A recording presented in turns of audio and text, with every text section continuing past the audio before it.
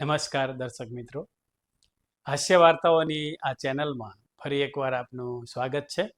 મિત્રો, હાસ્ય વાર્તાઓ સાંભળવાની બહુ મજા આવતી હોય છે, કારણ કે જ્ઞાન સાથે ગમ્મત હોય છે. ખાલી જોક્સ જેવી આ વાર્તાઓ નથી હોતી, પણ આની અંદર કંઈક સંદેશ પણ રહેલો હોય છે. એટલે મિત્રો, હાસ્ય વાર્તાઓની આ ચેનલ હજુ પણ તમે જો સબસ્ક્રાઈબ ન કરી હોય તો જરાક સબસ્ક્રાઈબ કરી લો. ખાલી આપને તો એક બટન જ દબાવવાનું હોય છે, એમાં કંઈ તમને ખર્ચો પણ નથી, પણ અમને ઘણો ફાયદો થતો હોય છે. તો બેલ આઇકન પણ દબાવી દો, જેથી નોટિફિકેશન પણ આપને મળતું રહે. મિત્રો, આજની વાર્તા ગઈ વાર્તાની જેવી જ એક ઓઠું છે, જે મારા પિતાજી પાસેથી મને સાંભળવા મળેલું. જૂની વાર્તાઓ બહુ મજાની હોય છે અને રસપ્રદ પણ હોય છે, અને કંઈક શીખવા જેવું પણ એમાં હોય છે. જ્ઞાન સાથે ગમ્મત અને સંદેશ પણ આવી વાર્તાઓમાં રહેલો હોય છે. તો ચાલો શરૂ કરીએ મિત્રો આજની વાર્તા, લાગી શરત. એક ગામની અંદર ગીધા શેઠ રહે, અને એમના એક ભાઈબંધ હતા, દિલુભા. ગીધા શેઠને શું છે કે દેશ પરદેશનો વેપાર ચાલતો, અને એ વખતે કંઈ ખાસ વાહનો અને એવી સુવિધાઓ નહોતી, જૂના સમયની વાત છે. એટલે બહારગામ જવાનું થાય ત્યારે ગીધા શેઠ પાસે થોડુંક જોખમ હોય, એટલે એ દિલુભાને સાથે લઈ લે, કારણ કે દિલુભા પોતે બહાદુર માણસ, એટલે ગીધા શેઠ પાસે જોખમ હોય અને દિલુભા બહાદુર માણસ, એટલે બંને સાથે જાય એટલે બહુ કંઈ વાંધો ના આવે. બંને સાથે અવારનવાર જતા, એટલે વાતો કર્યા કરતા, ગપાટા માર્યા કરતા. એમાં એક વખત ગીધા શેઠને ગામત્રે જવાનું થયું, એટલે એમણે દિલુભા દરબારને સાથે લીધા, અને બંને પોતપોતાની ઘોડીઓ લઈ અને ચાલી નીકળ્યા. હવે રસ્તામાં બંને જતા હોય એટલે શું છે, મૂંગા મૂંગા જાય તો રસ્તો કંઈ કપાય નહીં. એટલે ગીધા શેઠે કીધું કે દરબાર, આપણે કંઈક વાત કરો ને, ભલા માણસો, આ મૂંગા મૂંગા તો કેટલોક રસ્તો કપાય છે. ગીધા શેઠ થોડાક નાકમાંથી બોલતા હતા. એટલે દિલુભા કે, ભાઈ મને કઈ વાંધો નથી શેઠ, તમ તારે જે વાત માંડવી હોય એ માંડો. એટલે ગીધા શેઠે એક આઈડિયા વાપર્યો કે આજે શરત મારીએ અને દિલુભાને બરાબરના ગૂંચવી અને થોડાક છેતરી લઈએ, એવી એની થોડીક આમ મિત્ર તરીકે મસ્કરી કરવાની ભાવના હશે. એટલે ગીધા શેઠે કીધું કે જો બાપુ, તમારે છે ને, હું વાત કરું ને એમાં તમારે ના નહીં પાડવાની હો, અને તમે વાત કરો ને એમાં હું નહીં ના પાડું. જો મારી વાતમાં તમે ના પાડો તો 1000 રૂપિયા તમારે મને દેવાના, અને તમારી વાતમાં જો હું ના પાડું તો મારે તમને 1000 રૂપિયા દેવાના. બોલો, મંજૂર છે? તો આ વાત માંડી. હવે ગીધા શેઠે એવી ઓફર કરી, એટલે દિલુભા કે કઈ વાંધો નહીં, તમ તારે વાત માંડો, તમારી વાતો હું ના નહીં પાડું, અને જો તમારી વાતમાં હું ના પાડું તો મારે 1000 રૂપિયા તમને દેવાના, બરાબર? કે હા બરોબર, અને મારી વાતમાં જો તમે ના પાડો તો તમારે મને 1000 રૂપિયા દેવાના, બરોબર? હા બરોબર, તો પછી હું વાત માંડું, તમે હા બોલો. હવે ગીધા શેઠને એમ કે મોટા મોટા ગોળા મારીએ ને એટલે દિલુભા છે મગજ ગુમાવશે, અને એમ કે એમ થોડું હોય, હાલી હું નીકળ્યો એમ કરીને વાતમાં ના પાડશે, એટલે 1000 રૂપિયા દેવા પડે હારી જાય એટલે. એટલે ગીધા શેઠે દિલુભાને હરાવવા માટે વાત માંડી કે જો દિલુભા, અમારે છે ને પહેલાના સમયમાં અમારે જાહો જલાલી બહુ પહેલેથી. દિલુભાઈ કે હા ભાઈ, તમારે શેઠ લોકોને જાહો જલાલી તો હતી જ ને ભાઈ, તમારે દેશ વેપારમાં, દેશ વિદેશમાં વેપાર ચાલતા, એટલે જાહો જલાલી તો હોય, એમાં મારે હું કામ ના પાડવી પડે. પણ હા ભળો તો ખરા, હવે જાહો જલાલી કેવી કે એની વાત ન પૂછાય, એવી જાહો જલાલી. કાંઈ વાંધો નહીં, વાત ન પૂછાય એવી હોય તો નહીં પૂછી વાત, તમ તારે આગળ વાત હાકો. દિલુભાઈ બરાબર ના નક્કી કરેલું, વાણિયાની વાતમાં આપણે ના પાડવી થઈ જાય. પછી અમારે જહાજ જલાલી એવી ને દિલુભા, કે પૈસાની તો જાણે તાણ નહોતી હો. ને હોનાના હિંડોળા ને હોનાની ખાંટું ને હોનાની ભાંટું હો, થાળી વાંટ કાંઈ હોનાના. અને અમારે વડવાને છે ને જાત્રા કરવા જાય ને તો કઈ વાહનની જરૂર નહીં હો અમારે. કેમ ભાઈ તમારે વાહનની જરૂર નહીં? વાહનની જરૂર કેમ ન પડે? એક ગામથી બીજે ગામ કેવી રીતે જવું? હા ભણો તો ખરા. એક ગામથી બીજે ગામ જવા માટે અમારે છે ને અમારા વડવા ફળિયામાં ઝાડ વાવતા, સમજ્યા? ઝાડવું. હવે ઈ ઝાડવાની એક ડાળ મથુરા જાય, એક ડાળ સોમનાથ જાય, એક ડાળ દ્વારિકા જાય, એક એક ડાળ આમ જાય ચારધામની જાત્રા બાજુ, એક આમ રામેશ્વર બાજુ. જેની પાસે જે તીરથ કરવું હોય ને એ તીરથ કરવા હાટું ઈ ડાળે ચડી જવાનું, અને ડાળે ડાળે ધોડ્યા જાય અને ડાળે ડાળે વ્યા આવે. ગીધા શેઠે તો બરાબર નો ગોળો ગબડાયો કે આવી વાત તો દિલુભાના ગળે ઉતરશે નહીં. પણ દિલુભાઈ નક્કી કરેલું કે આજે આપણે ખીલો મૂકવો નથી, ગમે એમ થઈ જાય. હા ભાઈ હશે, હવે એવા ઝાડવા તો કદાચ વાવ્યા હોય ને ડાળું લાંબી હોય છે ને જાતા હોય ને આવતા હોય, એમાં મારે શું લેવા ના પાડી દીધી? દિલુભાઈ ના પાડી નહીં એટલે ગીધા શેઠ પાછા વધારે ઉત્સાહમાં આવ્યા. પણ આમ જો દિલુભાઈ એ ડાળે ડાળે અમારા વડવા ધોણ્યા જાય ને ધોણ્યા આવે હો. અને અમારા ઘરે છે ને જાઓ જલાલી એવી ને ઘી દૂધની નદીઓ વે હો. ખાવા પીવામાં તાણી નહીં, પહેરવા ઓઢવામાં તાણી નહીં ને. અને હવેલીઓ તમે જોવો ને તો 10 માળની ઊંચી હવેલીઓ હા. અને હે ને ઝરૂખામાં ઉભા રહીને તો આમ 15 ગાંવ સુધી બધું દેખાય ને, દરિયો દેખાય ને, ડુંગરા દેખાય ને. અમારે તો જાઓ ચલે એવી. કે ભાઈ હશે તમારે પહેલાના સમયમાં જાવો જલાલી તો હશે, બે મેળ્યો કદાચ ઓછી હશે, એમાં મારે શું લેવા ના પાડી? ગીધા શેઠ ગોળા મારી મારી થાક્યા, પણ દિલુભાઈએ એક પણ જગ્યાએ ના ન પાડી કે ભાઈ મારે હું કામ ના પાડવી? હારું તારે હવે તમે તો કઈ ના પાડી નહીં દિલુભા, હવે તમે તમારી વાત માંડો, હું ના ન પાડો જોઈ હોય કે. ગીધા શેઠે નક્કી કર્યું કે આપણે દિલુભાઈની વાતમાં ના પાડવી નથી. દિલુભા કે તારે સાંભળો લ્યો તારે ગીધા શેઠ, અમારે છે ને પહેલાના સમયમાં અમારા વડવા હતા ને તો ગાયું ને ભેહું બહુ મોટા પાયે રાખતા. 10,000 ગાયું રાખતા ને 10,000 ભેહું રાખતા. એમ કરીને દિલુભાઈ ગોળો દાગ્યો. એટલે ગીધા શેઠ કે એટલી બધી ગાયું અને એટલી બધી ભેહું તમારા દરબારો પાસે ક્યાં ગાયું ભાયું? પણ કાંઈ વાંધો નહીં, હશે હવે તમે વાત કરો છો ને મારે થોડી ના પડાય. હજી થોડીક વધારવી હોય તો વધારી દો, મને કઈ વાંધો નહીં. ગીધા શેઠે છૂટ આપી. એટલે દિલુભા કે એમ કરીને થોડીક 5 વધારી દે, 5,000 ગાયું વધારી દે ને 5,000 ભેંસું વધારી દે, એટલે 30,000 નું ધણ થયું.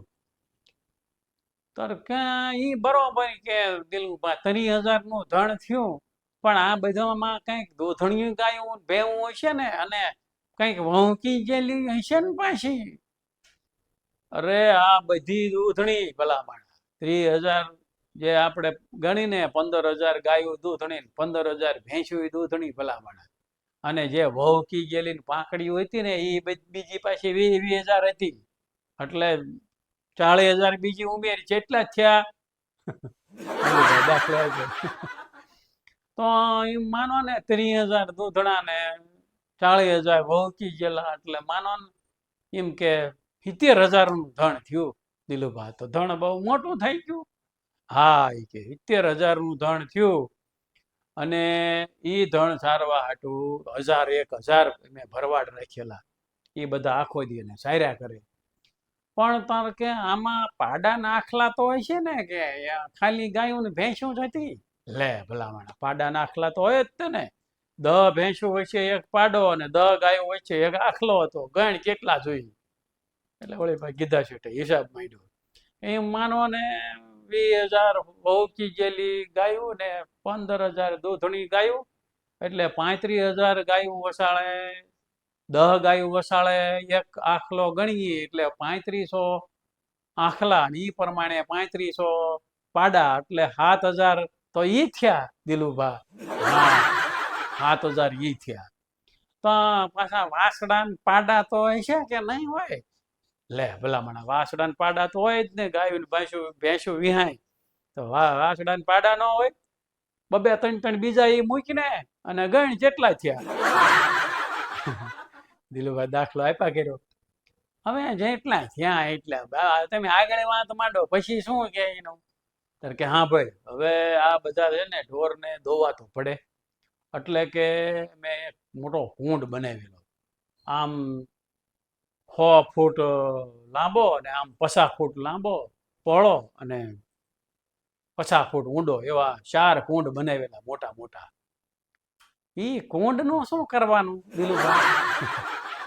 ઈ કુંડમાં દૂધણા ઢોર હોય કે નહીં, ગાયોની ભેંસું, એને કાંઠે ઊભી રાખવાની, અને ભરવાડ છે ને એ સીધી જ કુંડમાં દોઈ લે એને, એટલે આખો કુંડ દૂધનો ભરાઈ જાય. ભેંસનું ગાયનું બે દૂધ નોખા રાખી અને કાંઠે ઊભા રાખી ઢોરને સીધા કુંડમાં જ દોઈ લેવાના, એટલે કુંડ આખો ડેકા ડેક થઈ જાય.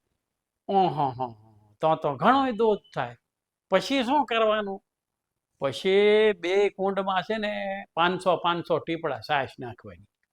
છાશ કેમ નાખવાની દૂધમાં? ભલામણા તને કઈ સમજણ પડે છે કે નહીં? મેળવણ ન નાખવું પડે? હા હોય કે મેળવણ નાખવું પડે. એટલે બે હોજમાં 500 ટીપડા છાશ નાખવી ને એટલે દૂધ મળી જાય, સમજો?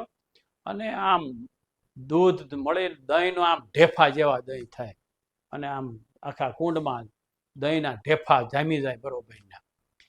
તો પછી એને વલોવાનું કેમ થાય?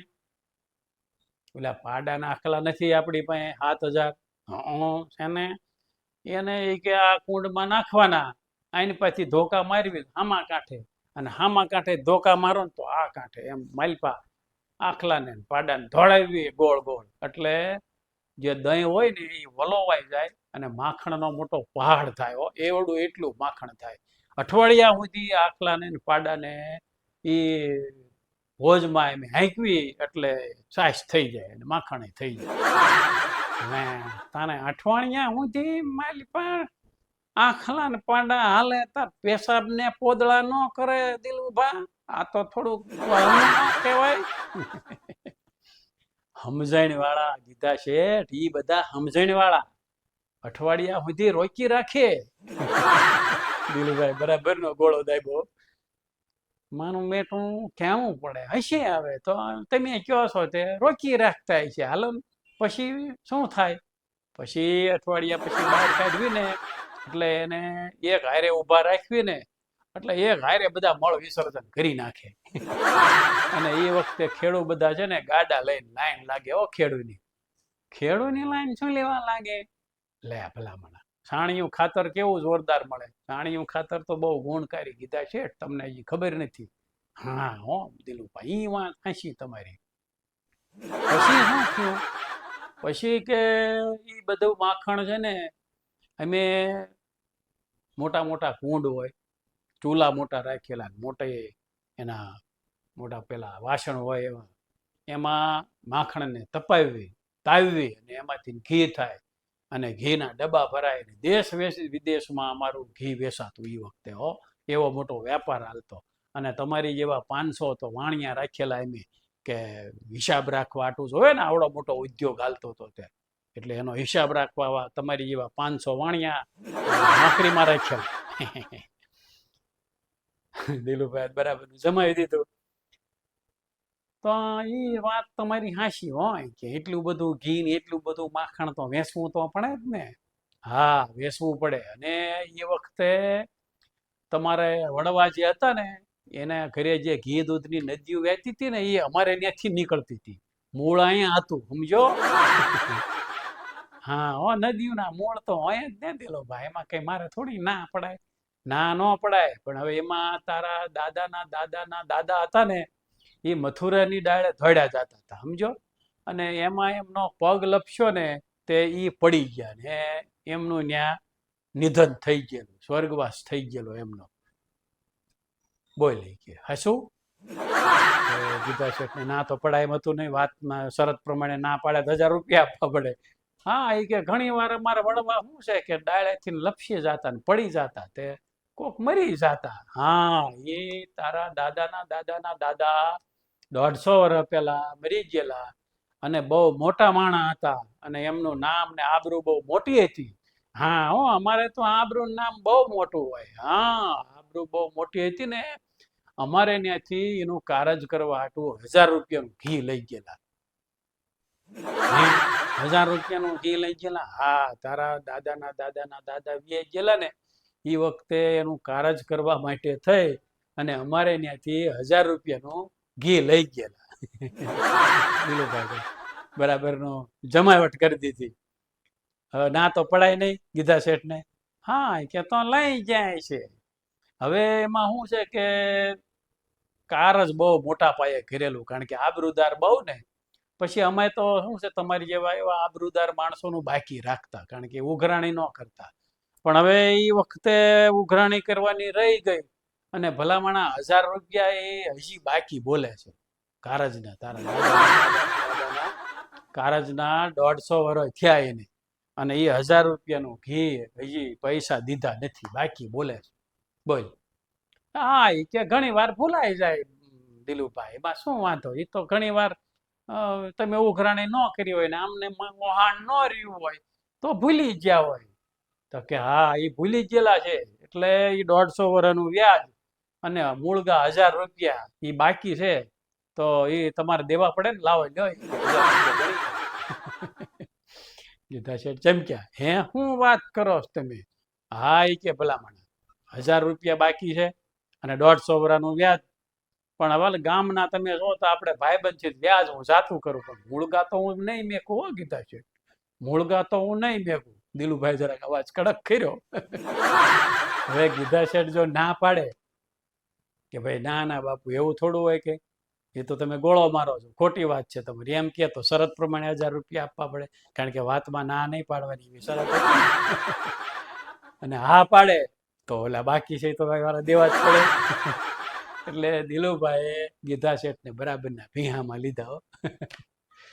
તો કે તો પછી એમ કરો, હવે વાત પૂરી કરો. હા હા આપણે વાત પૂરી કરી ભલામણ, પણ ઓલા બાકી 1000 રૂપિયા છે તો તમારે દેવાના ને, કારણ કે 150 વર્ષનું વ્યાજ હું ચાલો અને ભાઈબંધ છો તો ગામના છો જાતું કરું, પણ તમારે વ્યવહારે 1000 તો દેવાના થાય કે નહીં.